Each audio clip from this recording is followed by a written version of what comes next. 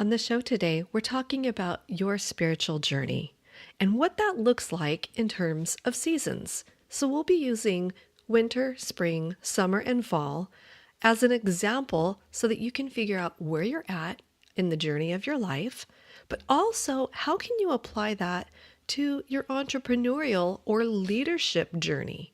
And that looks like preparing, planting, tending, and harvesting. And this is really a fun conversation because my spiritual mentor will be on with us, and he's also a Sherpa, not a literal Sherpa. He's not climbing the Himalayas, but he's an assimilation Sherpa. So if you don't know much about Sherpas, you're in for a treat, and you'll learn how you might want to be a Sherpa to the team that you're leading too. So stay with me. Hey there, you're listening to the Living a Limitless Life podcast. I'm Sharon Hughes, and on this show, we talk about mastering your mindset, growing your faith, and becoming the leader you want to be, with tips, strategies, and interviews to help you create a life you love. I'm really glad you're here. So come on, let's go.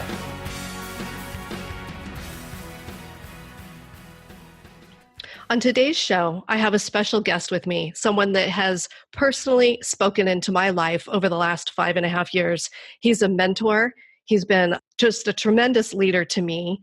He's a speaker. He's a Christ follower, and he has quite the spin on how he does things. He's not your traditional out-of-the-bag Christian. He has an amazing workshop called Assimilation, and we're going to dive deep with Mr. Greg Curtis today. Welcome to the show, Greg. Oh, thanks so much. So excited to be here, Sharon.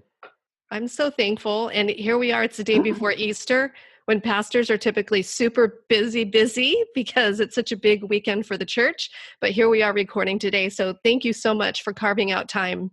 No problem. In my gig, it's Fridays and Sundays on Easter weekend. So this is Saturday. Things were quiet, so things are quiet for me.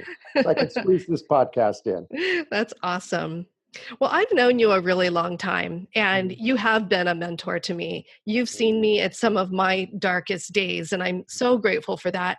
That was one of the reasons why I really wanted to have you on the show, is because I wanted to share from your vantage point what you saw in not just my life, but what you see all the time going on in people's lives, and how we can reach people that are hurting. And then let's talk about your assimilation program, where you talk about being a Sherpa. Okay. It's kind of a lot, but we're going to do it. A lot. Okay, I'm there with you. Where do you want to start? Let's start with your point of view as being a pastor and having a lot of people come into your office that are hurting.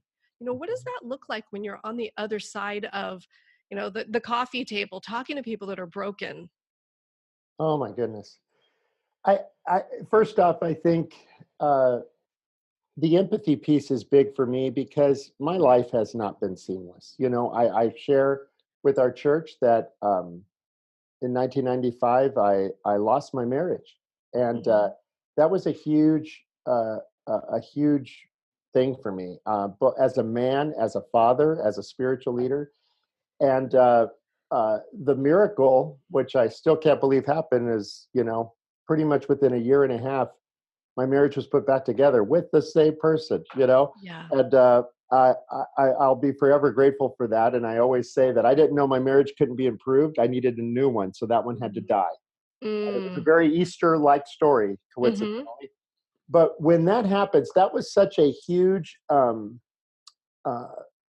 transforming moment in my life that I realized one of the reasons it was so transforming is I had to get in tune with my brokenness. What was my contribution to it? And when you get in tune with your own brokenness and somebody comes through your office door, or they come, or you see them in the hallways of, say, your weekend experience at church, or you get a phone call, you're not the same when you realize, once you realize that you're the same as them, that they're the same as you. They're just in that, a different place in that journey, but you've been there, and you realize you're just the same. And so I think a lot of it is just having an ear that knows. Yeah, I've heard I've heard this song before. I've heard this. I've been this. And just let me come alongside you. The empathy and understanding goes so much farther than any words or counsel. In fact, we avoid giving counsel like crazy these days. You know how things are with liabilities and legalities these days. Mm-hmm. But the beautiful thing is that it's just coming alongside and communicating from the heart and the mouth that Mm-hmm. that you get this. I get Yeah. it, and I'm sorry. And we'll be there. Yeah. And that's a beautiful message. I think a lot of people are afraid to come to their spiritual mentors and show that Hmm. they don't have it all together. Because traditionally, at least for me, when we went to church, you put on your Sunday best, and that included your Sunday face, that everything was okay. Yeah. Yeah. Hmm. And I know my experience with you, you really taught me like you do not need to do that. We're so huge on that at our church, at building a culture where you come as you are. Where I would like to think we build a culture where I would like you to think that people are going to look at you funny if you put on a Sunday face. That's Mhm. that's the weird thing. It's like, Mhm.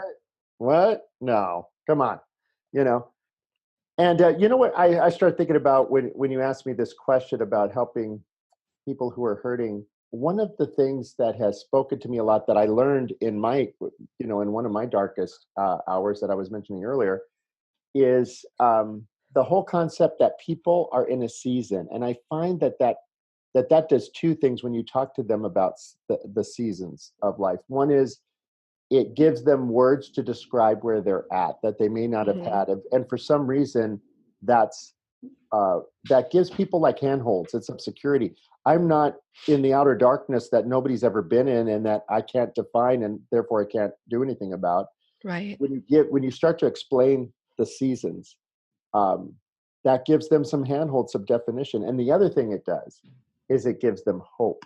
Mhm. So when I share about the seasons, you may remember this, Sharon. Um, I talk about the seasons of our world being much like the seasons of our spiritual journey. That Mhm. summer is a season of abundance, and fall is a season of change, and winter is a season of loss, Mhm. and spring is a season of new beginnings. Mhm. And we go through that cycle over and over in life, just like the world does.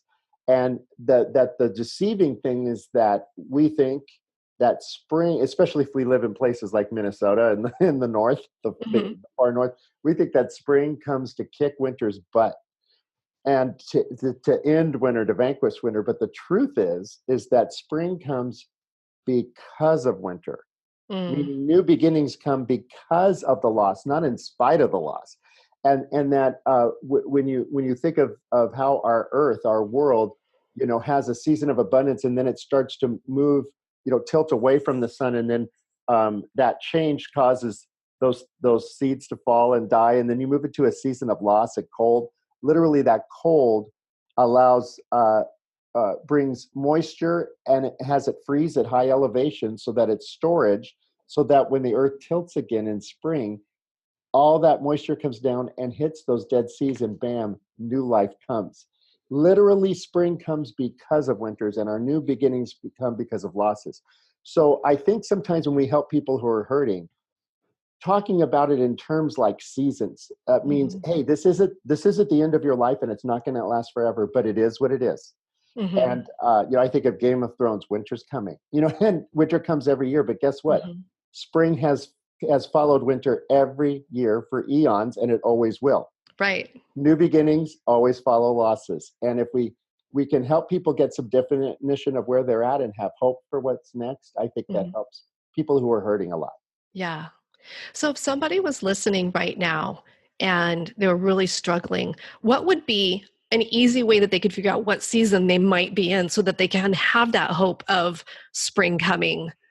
Wow, that's a great question. Okay, uh, here I'm on the spot. I would say, obviously, I don't get to talk to a lot of hurting people if they're in summer, Yeah, right? that's a good point. Yeah, when people are experiencing abundance, they're not knocking on my door other than for fun stuff, right? Mhm. And so if things are going well, you're experiencing great things in your business, great things in your relationship, great things in your connection with God and inwardly, you're in summer. Um, if you are in a place of change, um, that's your fall. And people have asked me, and rightly so, well, what's spring is a time of change too. So what's the difference between fall and spring? And Mm-hmm. fall is number one, I would say that the change is coming after or because of a season of abundance. Okay. Whereas Mm-hmm. spring is new beginnings of things you've never had that are following a loss. You know, Mm, that's one easy way to do it. But sometimes we're in a great career situation and we're in abundance and we get laid off. right. That could be a change that's going to lead to a loss. Or we are in a season of abundance and uh, the change could be you're so successful, you buy a new home and move into a new neighborhood, but that change means I'm not as close to some great people that I had almost daily interactions with in my neighborhood that I happen to be really close to. Now I Mm-hmm. don't have that. That's a Mm-hmm. change, and there's some loss associated with that. So Mm-hmm. it's that kind of a change. Then winter is I make it akin to brokenness. There's a loss. It could be a loss or almost like a death. It could be the death of a vision. It Mm-hmm. could be uh, it could be losing a home. It could be Mm-hmm. losing a spouse. It could Mm-hmm. be through divorce, or it could be through death. It Mm-hmm. could be the loss of a child. It could be the loss of a friendship. It could be the loss of an important habit, or the loss of a certain kind of independence through a health situation. You lost a certain aspect of your health. But Mm-hmm. whatever it is, it's big enough to create a season of brokenness. Like things do not and will not work the same as they did before. Right. And that brings us into a winter time. And winters, it's just like in California, we have had times where there are winters that are very minimal. And then there Mm-hmm. are times, we've had a pretty intense winter this year. And so winters are like that. Mm-hmm. I- they can be long, they could be short. Mm-hmm. But they all have to do with that sense of I've lost something. I've lost an ability. I've lost a relationship. I've lost a dream. Um, Yeah. and then spring is where it's an exciting time, but it's hard work because you're planting seeds like crazy. I see you Right. particularly in a spring right now. Yeah. It's a lot of there's some new opportunities in front of you. It's a lot of work, and you don't see all the return on the investment yet, but you look down the road and say that's where I'm going. And Right. so that's kind of a characteristic of spring, if that helps. Yeah. People seem to go one of two ways. They either embrace change, they're like, we're ready, let's go, or they really dig in their heels and resist. So, what advice maybe could you give to somebody that's really digging in their heels? Because I would speculate, and correct me if I'm wrong, that when you really resist change, doesn't it make the change longer? So if you're resisting your winter and you're digging in, does it make that winter longer? Like the groundhog Phil, the groundhog is not going to emerge and say winter's over and spring's coming. Can that That happen? that is an incredible insight, and I want to remember that because that's good. That what I heard you say is the more that we resist change, is it possible that can make your loss more profound or your winter longer? And I think that's definitely possible because, in fact, I'm dealing with a close relationship right now, trying to come alongside somebody who's about to go through and beginning to go through a pretty intense loss and Mm, transition. And because of that, everything is going to change. And in this person's case, it's an economic one that's going to mean a lot of huge changes and some losses. that's rough. And yeah, it is. Yeah. And in walking them through that and loving them through that, I can definitely see, and so does this person. She sees that her unwillingness to move into the change has actually produced the kind of the severity of this winter. Mm, And we saw that, and I mean, we've all loved people through that. We saw that. yeah. We've been warning this person for that for years, and sure enough, it's come. And because there was not a willingness to change, there was Right. not a willingness to change, and so an unwillingness to change can actually bring uh, a winter to you. Hmm. It actually Yeah. can. Yeah. And people don't believe that. They think if I don't change, everything will remain the same. No, the weather's changing and Mm-hmm. things are changing. And Yeah. it's only going to be your experience and what happens to you in that season, but the season will come. Mark my Right. words. Yeah. And I think that that resistance to change, it's, obviously fear-based because we like to know what to expect around the corner, right? So when we don't know and all these changes are coming, we can get really afraid and tend to think, well, if I just ignore it long enough, it'll either go away or, no, winter will be short, spring will come and I'll be good to go. You know what it means? You're exactly right. And I see that happening. And I wonder what occurs to me. I wonder if those of us who grew up in the suburbs and in urban areas, or in areas like, we both live in Southern California. So, we're not in tune with the farming culture, the ag Mm-hmm. based cultures that people have Mm-hmm. lived in for eons. And if you're a farmer, you don't have a choice about this. That's true. You don't do it. You don't honor the seasons. You don't eat. Okay, Yeah. right. And Right. and you don't make money, and you don't store it, you don't supply, and you don't whatever. So I think it's almost like we have to become inwardly uh, farmers. We need to think like farmers. We need to think like sowers and reapers. Mm-hmm. And we have to wear that mentality, not necessarily these other constructs that we put together as we create societies that Mm-hmm. feel independent. But you know what? Somebody's planting our food and somebody's harvesting it. We're so far removed from that now Right. that we don't even think of the necessity of life as yielding into these seasons. We think Right. we're independent of them, and we surely are not. Yeah. And I think that also people tend to, because of the world we live in, everything's so instant, it's so microwave quick. They want to plant and they want to harvest like in the same season, like in the same week. They're like, come on, come on, come on. Why is it taking so long? Okay, you just set me up for something cool here. Okay, good. Okay, you and I both share a tremendous and awesome lead pastor in Gene Apple. We do. And Yes. something Gene Apple will share when we help other churches and build and pour into other pastors is he will say this, and it's so relevant to what you're saying right now, Sherry, is that there are four stages in when we're building something, and if we look at it like a farmer, the first stage is preparing the soil. Mm-hmm. A lot of work. It's plowing. It's weeding, removing rocks and obstacles. It's preparing the Right. soil. The Mm-hmm. second is planting the seed, and the third is just tending Mm-hmm. to the crop as it's growing. There could be pesticides. There's the making sure the water is right and checking on everything. All that kind of stuff. And then the fourth is the harvest. Mm-hmm. He always says to pastors, but I bet this is true of most of us, is that as spiritual leaders, we love to plant the seeds. Mm-hmm. We love to plant those seeds in people of truth and talk about the harvest that's going to come as we plant it. We love to reap the harvest. Who doesn't?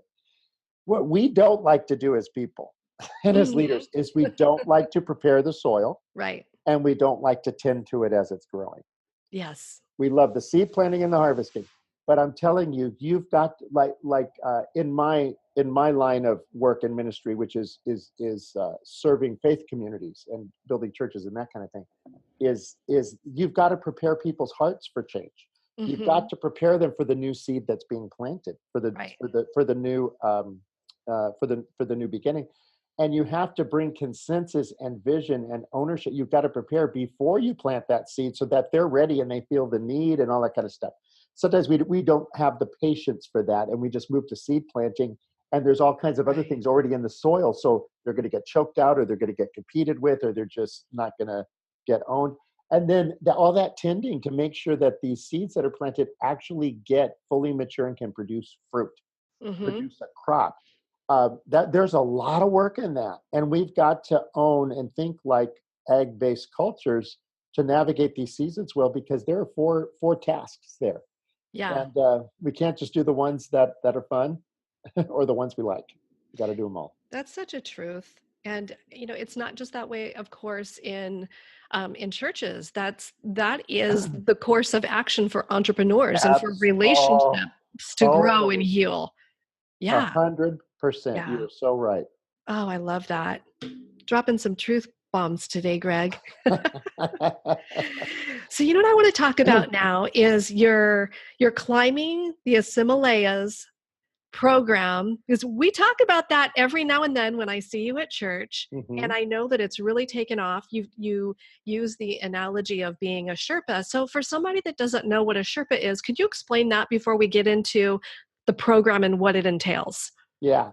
Well, this metaphor came by accident. I was reporting on our first year of what we were doing when I came back to Eastside. I had been a part of a church plant of Eastside. I was leading that church.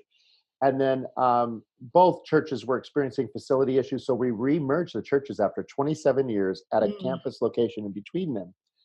And Gene gave me a blank slate for creating an assimilation strategy. Think a connection strategy for new people. And boy, did we need it. And I did not know what was about to happen, because when we combined the churches, we were about 3,200 in attendance. And here we are 6.5 years later, and we're running, a little under, on a non-holiday weekend, a little under 8,000 to 11,000 on a weekend. Mm-hmm. And Christmas 24,000. This Easter will be interesting to see, but probably around 15,000. And so there's tons of guests, tons of new people, tons of people who are hurting, like you mentioned, tons of people who are seeking, tons of Mm-hmm. people who maybe aren't, but then are confronted with life on grander terms and bigger. Mm-hmm. And so connecting them needed a strategy. So I had this blank slate, and I put together a strategy and then reported it that first year. And I used a Prezi presentation. Some of your Mm-hmm. listeners might know that if they do presentations in their line of work. Yeah. And that it's kind of interactive and it moves around. And they had a template that was like a Mount Everest, and it showed that the summit was your goal. And Mm-hmm. so our summit was a connected serving member of our faith community. That was the summit. How connected means that they have a small group of friends here. Serving means they're a volunteer and they're elbow to elbow in their giving to others. Mm-hmm. And then Mm-hmm. remember that they have this sense that God brought them here and has connected them to us. So that was the summit, and we had these different like benchmarks and different things that we had built in the strategy to get them there. So I was reporting on it, and I made this joke. I said, basically, we're all Sherpas helping other people climb the Himalayas. I said that, got a big laugh. I thought it was Uh-huh. hokey as all get out, but it got traction.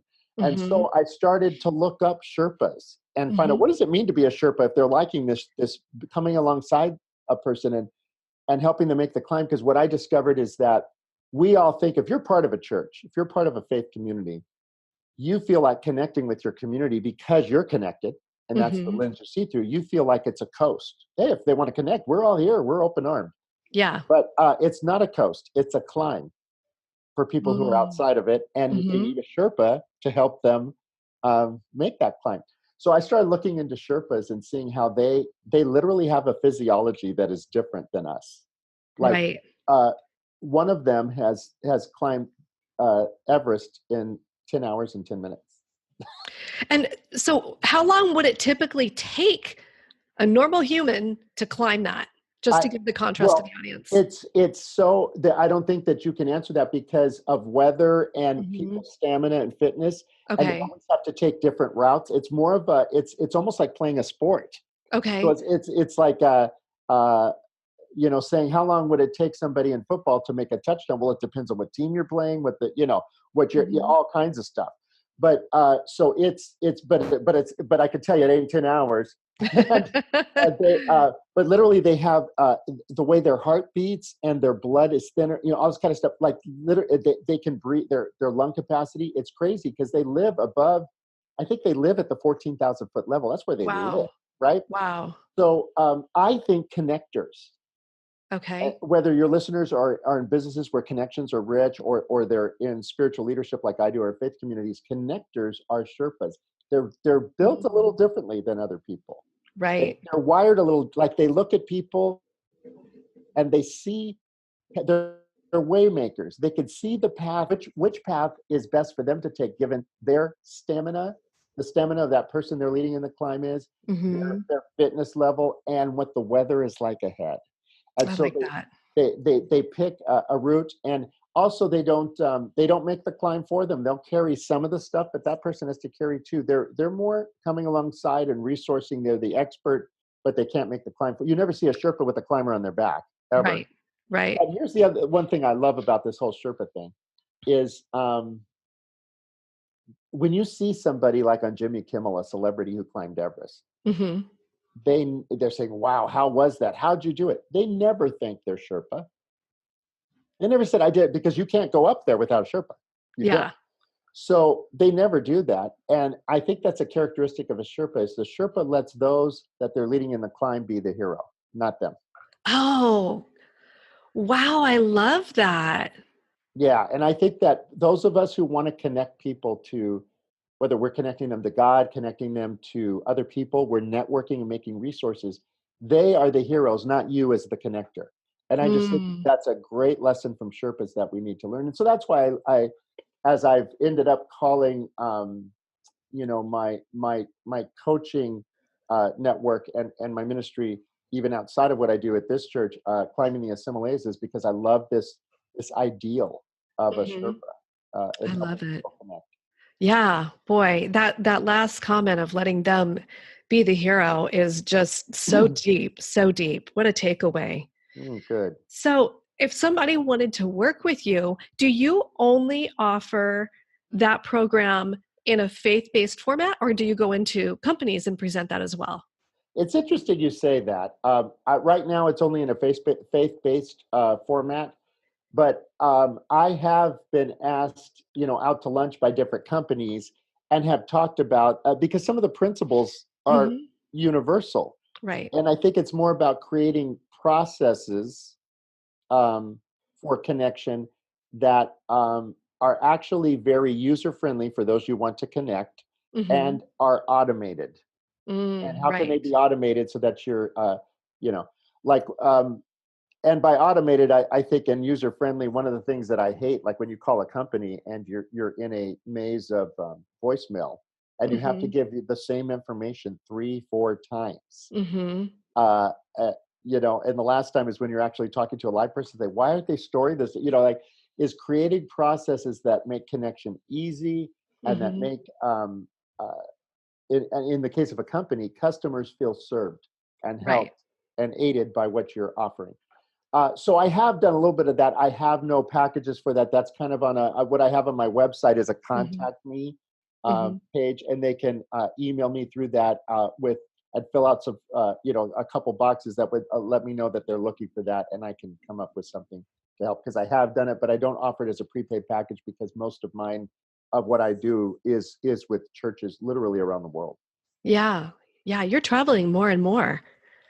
Yeah, and of course, because of the internet, we're living in the internet age. I one of the churches that I am so excited about that is just being planted this weekend. They're opening this weekend, I believe.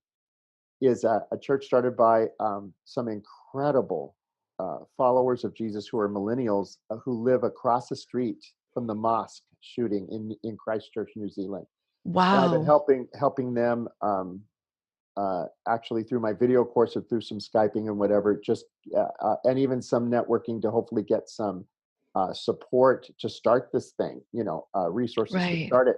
So because the need there, because of what happened, is it's now. They weren't going to start the church for a year, but it's become apparent that the time is now. It's time to Wow. now. Isn't that So amazing? yeah, so those are the kind of things I get to do. I feel like I'm one of the most fortunate men in the world. I just love what I do. Yeah. I love it too. So I'm going to have everything linked up down below in the show notes. So if somebody wants to take your video course, it's called Climbing the Himalayas. That will be linked below. You can follow Greg on Instagram, Greg Curtis _CTA. Of course, that will be linked. But mainly, you want to land on his website, gregcurtis-assimilation.com. He has some free resources and you can connect with him. Wow, Greg, I can't wait to see what you do next. Honestly, it's And I it's want been to say so real, fun. it is fun. I mean, it is fun. I can't even believe I get to do this. As you were talking about my website, I thought I'd mention to your listeners that what I do there is I post. I also have a blog on it, Mhm. and the blog feature, I post what I learn, like some of the seasons. I'll post things as they hit me, and then I learn either from success or failure. And Mm, it's usually in around 600-word posts, but then it always begin at the end has this little thing to chew on while we climb. And yeah. so you can share these posts with your team. and it has discussion questions then, so they can read it and say, come to the meeting and we're going to discuss these questions, so that it just helps build thinking on being Hmm. connectors. And Yeah, so that's part of the resource of the website too that I wanted to underscore. I love that. This conversation has been so great. I think it's really helped people that listen to the show that don't necessarily have a home church and they Mhm. feel intimidated to show up at church because they might feel like they've got to have it all together. And I know our pastor, Gene Apple, always says it's okay not to be okay. Yes, and one of the things I say from a Sherpa standpoint, from my part in our ministry and strategy, is you belong before you believe. I and love that. and that is a really important thing, which ties into it's okay to not be okay. But sometimes people are okay and they find themselves there. But people need, in just like in a family, the baby belongs before it believes what the parents believe and behaves like Mm-hmm. the parents want them to behave. Mm-hmm. A healthy child has to grow up where they belong first, ahead of time. You don't withhold belonging until they behave like you want them to and believe what you want them to, unless you're a church historically in our culture, right? That's not how they work. Well, at our church, we have built a whole different thing. We have people who are atheists and Buddhists serving in some of our volunteer positions. They don't even share our faith paradigm, but we have a certain amount of, like a third of our volunteer positions. They're the kind of service where it doesn't matter what you believe, just come and be elbow to elbow with us as we are serving each other in Jesus' name and following Jesus together. And then of course the other positions, you have to know more about Jesus or be at a different place in your spiritual journey, by nature of how those function, especially if they're leadership positions. But you have to create a community where people can belong, just like a family, before they believe, and you Right. treat them with that kind of love and dignity. You don't wait till they've crossed some kind of a line. Right. They're a human being, and in our faith paradigm, we believe that Jesus, especially this weekend as we talk about Easter, that Jesus died for every human being. So we're never going Mm-hmm. to run into a person that we don't believe Jesus gave his life for, and Mm-hmm. uh, and we're never going to run into a person that we don't believe that God's Spirit somehow drew them to our church or your campus or your faith community, and so they belong. They belong, and you treat them like that from the get go. And I think that that's a real difference maker in creating an atmosphere of connection. I wonder what that would mean in businesses too. I don't know, but that's a fun thing to explore some Oh, we'll other have time. to talk about that off the air. Yeah, We'll yeah. figure it out. Uh-huh. I love that. Well, thank you so much, Greg. I'm going to leave with this. You belong before you believe. What a beautiful picture. And once again, everything will be linked below in the show notes. Thank you so much for joining me, Greg. No problem. Thanks for having me. So, hey, friends, what did you learn? Did you figure out where you are on your spiritual journey, or how you might be able to apply the 4 seasons to where you're at in life and what you're going through? I hope you found value, and if you did, please comment and share this so that others can find the same value that you did. Once again, everything is going to be linked below in the show notes, and until next time, I wish you every good thing.